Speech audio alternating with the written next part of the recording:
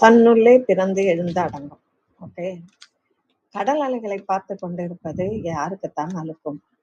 ஒரு அலைக்கும் அடுத்த அலைக்கும் வித்தியாசமே இல்லாவிட்டாலும் ஒவ்வொன்றும் புதியதாய் பிறப்பது போலதானே தோன்றுகிறது. முயன்று முயன்று தோற்று போய் பின்வாங்கும். சின்னதாக மறைந்து போவதற்குள் அடுத்த வலை ஆரவாரமாக புறப்படும். இந்த முறைப்பார் நிச்சயம் வெற்றி பெற்றுவிடும் என்றுதான் புறப்படுகிறது. நாம் காலை வந்து அவை தொடுவதற்குள் செல்லும். அலை வரும், திரும்பி போகும், வரும், போகும்.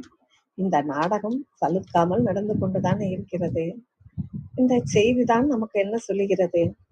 முயற்சி சொந்து கொண்டே இருந்தால் வெற்றி கிடைக்கும் என்பதா, அல்லது கடமையை செய் பலனை எதிர்பார்க்காதே என்பதா? கடலின் வெற்றி அழிவை தருவதல்லவா? சுனாமி போன்ற பேரலையா கடலின் வெற்றி? தொண்டை நாட்டைச் சேர்ந்த திருமிழிசை பிரான் நிச்சயம் கடலை கவனித்திருப்பார். அலைகளின் பிறப்பு, முயற்சி, எழுச்சி, வீழ்ச்சி இவற்றை கவனித்திருப்பார் இல்லையா? அவருக்கு அவை எல்லாமே பரம்பொருளின் செயலாகத்தானே தோன்றியது.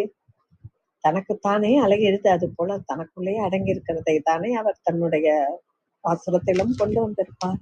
அதை என்ன பாசுரம் என்று நீங்கள் கண்டுபிடிக்கிறீர்களா? பதில்: திருமழிசை ஆழ்வார் அருளிச் செய்த திருச்சந்த விருத்தம். தன்னுளே திரைத்தெழும் தரங்க வெண்தடங்கடல் தன்னுளே திரைத்தெழுந்து அடங்குகின்ற தன்மை போல் நின்னுளே பிறந்திறந்து நிற்பவும் திரிபவும் நின்னுளே அடங்குகின்ற நீர்மை நின் கண்ணின்றதே. சமுதத்திலே காற்று வீசுவதால் அலை அடிக்கின்றது. காற்று நின்றால் கடலும் அலை வீசுவது அடங்கிவிடும்.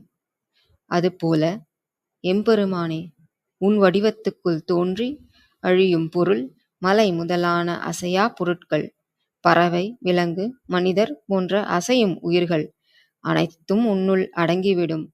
அற்புதமே அற்புதம். நன்றி.